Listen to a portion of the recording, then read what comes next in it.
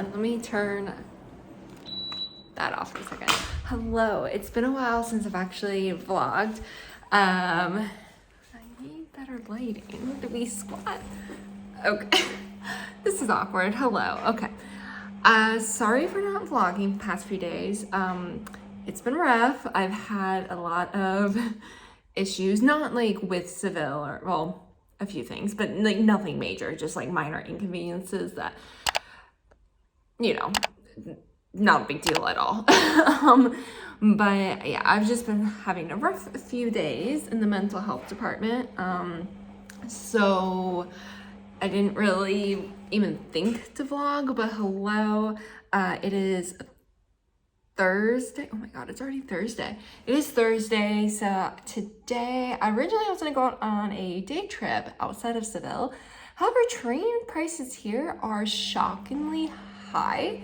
I don't know if I've ever been somewhere where just like a 45-minute train ride with no stops, it's been, well, other than to get off, has been so expensive.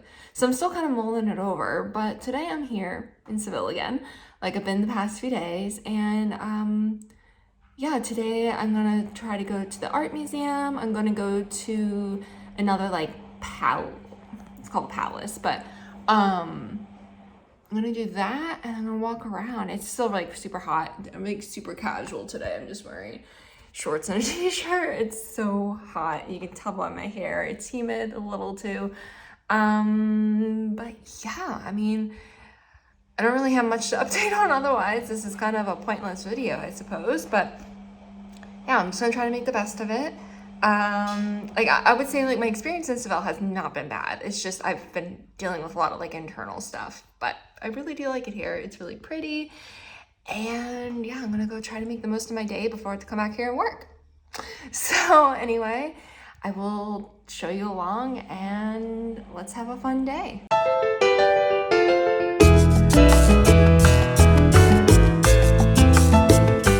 The Palacio de las Dueñas is a palace built in the late 15th century in the Renaissance style with Gothic and Moorish influences. The palace currently belongs to the House of Alba, a prominent Spanish noble family.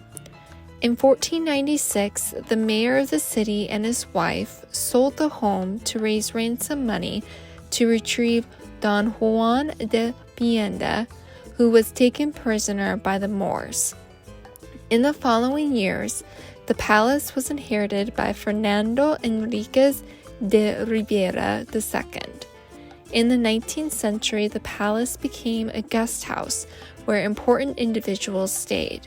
In 1875, the famous poet Antonio Machado was born in the palace and lived there for 8 years of his childhood. In the 20th century, the palace was a popular meeting place for members of European royal families and international people of importance, such as Jackie Kennedy and Grace Kelly. The palace was closed to the public until 2016, when the current Duke of Alba opened it to tourists. When walking around the grounds, you will notice that the interior of the palace has many long passageways. The exterior and grounds of the palace have many fountains, gardens, patios, and marble columns. The courtyard garden is divided into 4 parts with tiled paths and a center fountain. In the gardens, there are lemon trees and other flowers and plants from around Spain. The palace also contains over 1,000 pieces of art in its collection, including paintings, sculptures, furniture, and other artifacts. When I visited, it was very quiet, with only a few other visitors. Entrance was €12, which included an audio tour. The tour can be done on your phone via an app, which makes it an easy way to walk through the grounds at your own pace.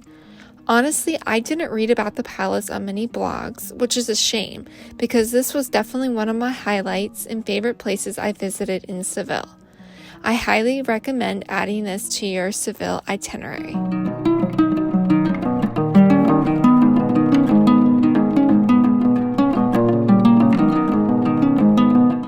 The Seville Museum of Fine Arts contains mainly Spanish art from the medieval period to the early 20th century. Much of the art has religious influences. The original museum opened in 1839, but it was not until the beginning of the 20th century that the museum began to house private art collections. Entrance is less than €2 for a ticket, so it is worth a visit if you are an art connoisseur.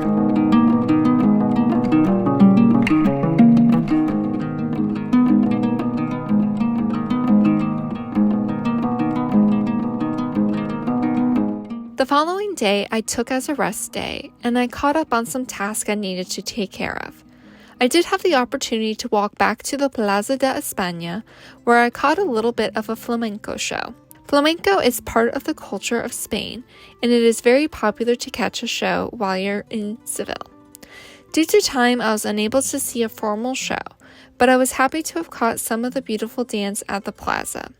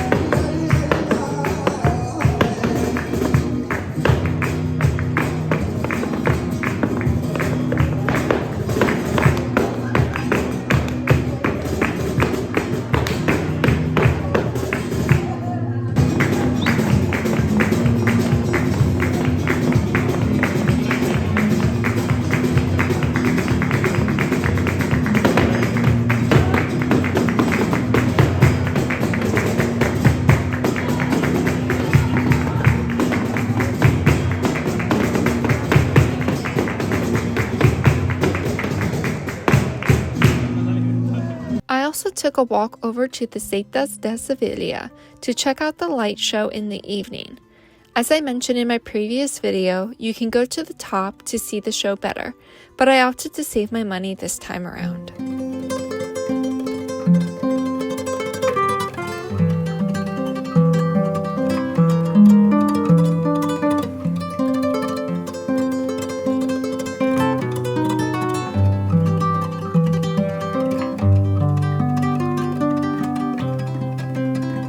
On Saturday, I had a bit of a later start. I had plans to visit the Mercado de Triana, but it was mostly closed by the time I arrived. The market is a great place to try local cuisine, shop for produce, and check out other various vendors. The next time I am in Seville, I will definitely make it a point to visit earlier in the day because I was pretty bummed that I missed out. After walking around for a bit, I only had one thing on my mind: tapas. I recommend Alcázar Andalusi tapas for a laid-back and delicious meal. I had a wonderful sangria, croquettes, and pastas bravas. I highly recommend checking out this restaurant for a delicious meal with fair pricing. Once I had my fill of tapas, I headed back to my Airbnb to watch Eurovision. As an American, I did not have the honor of growing up with watching this every year, and I only started getting interested in it over the past few years. I know I look terrible, but it's time for Spain! Let's go Spain! I am such a bandwagon fan right now, but it's because I'm here. But I actually really do like the song, so here she goes! Chanel represented Spain very well, but Ukraine was the ultimate winner of Eurovision 2022. It was fun to watch the competition over a few days, and I can't wait to watch this year's contest. The next day, I decided to take a day trip to Córdoba. As mentioned earlier in the video, the round-trip train ticket was rather expensive, but despite the cost, I'm glad I went. It was a nice change in scenery and pace compared to Seville, and I know I would have regretted not going. Córdoba has a rather unique history.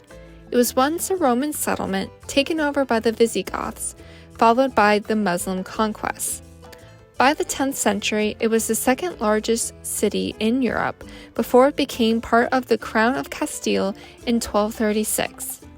Córdoba has 4 UNESCO World Heritage Sites, more than anywhere else in the world. With all of this rich history, Córdoba has many architectural and cultural influences.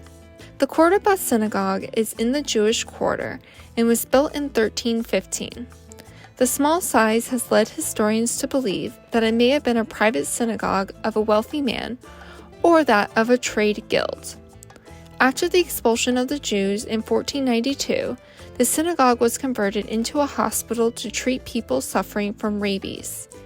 In 1588, it was used as a community center and chapel before being declared a national monument in 1885.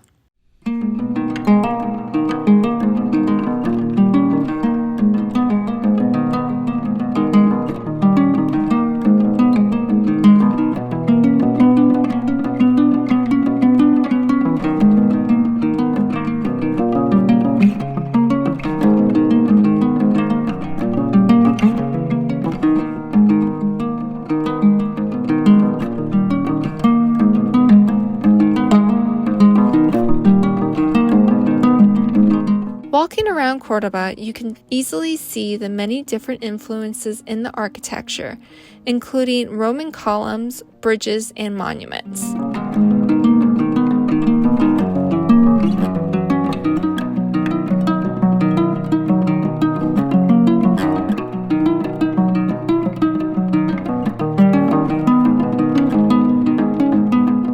So I'm here in Córdoba, Spain. I decided to take a day trip here. It wasn't the cheapest, I'm not gonna lie. The train overall round trip was like under 40 euro, but close to 40 euro. It's pretty pricey, I'm not gonna lie. But here today, I'm just exploring. This city came highly recommended. It has Jewish, Muslim, and Christian influences, so that's going to be pretty interesting. I'm just sitting here in this random spot. I just needed to get into the shade. I'm just really warm. The train was really warm. While it's cooler today than it has been, it's still pretty warm. So I just needed a few minutes to just sit in the shade. But I walked around a bit. My main thing I'm going to the Mosque-Cathedral. That's not until 4, so I still have a bit. I didn't get here until about 1:30, or 1:20, so definitely a bit of a later arrival time, but I didn't think, with how the train schedule is, I didn't think I needed more than like 6 or 7 hours. We'll see if that's true, but it was either like I get here at 10 a.m. or I get here at 1:30, but I couldn't leave until like close to 8, so yeah, but we'll see. I'm gonna show you around a bit. I've already done, like I said, I've already done some walking around, but hopefully, also I'm doing everything on my phone because my camera is dead, so we'll see how long this video is. But anyway, welcome to Córdoba. I wish it was a better view, but yeah, and we'll see what we get into. After resting a bit, I slowly made my way to the main attraction in Córdoba, the Mosque-Cathedral. While this is definitely the reason why so many come to visit, make sure to dedicate at least a couple of hours to walking around the city. There is so much to see and take in.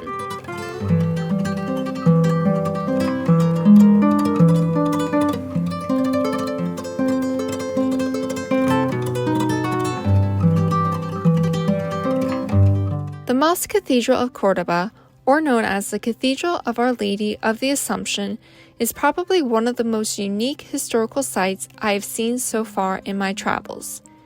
It is also known as the Great Mosque of Córdoba due to it being a former Islamic mosque. The Great Mosque was built in 785 and was expanded multiple times up until the late 10th century. In 1236, the mosque was converted into a cathedral when Córdoba was captured by Christian forces. The structure remained very similar until the 16th century, when a new cathedral nave and transept was added. Starting in the 19th century, restorations have been undertaken and have led to the discovery and recovery and study of the building's Islamic-era elements. The ground plan of the building is approximately 180 by 130 meters, or a little less than St. Peter's Basilica in Italy. When you're inside the building, you can't help but to be impressed by the architecture. The red and white striped archways are beautiful and immediately stand out. As you make your way throughout the building, the Christian cathedral elements are very prominent. They are intricate and left me amazed by how they were built and designed. It's honestly difficult to truly describe visiting this incredible structure, and I can only insist that you take a trip to Córdoba to experience for yourself. In a country that is known for its Catholic cathedrals and churches, this cathedral stands out. Seeing the original Islamic architecture mixed with the Christian influence isn't something you see very often. Admission was €13, and I would recommend adding the audio guide. The guide adds much more information and perspective as to what you're looking at. It was busy when I visited, so I would recommend getting your tickets online ahead of time to minimize your time in the queue.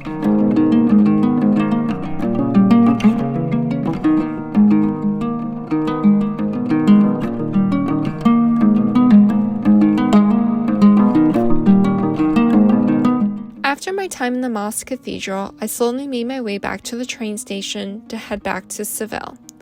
Definitely give yourself a little time to walk through the streets to admire the cute buildings and beautiful flowers.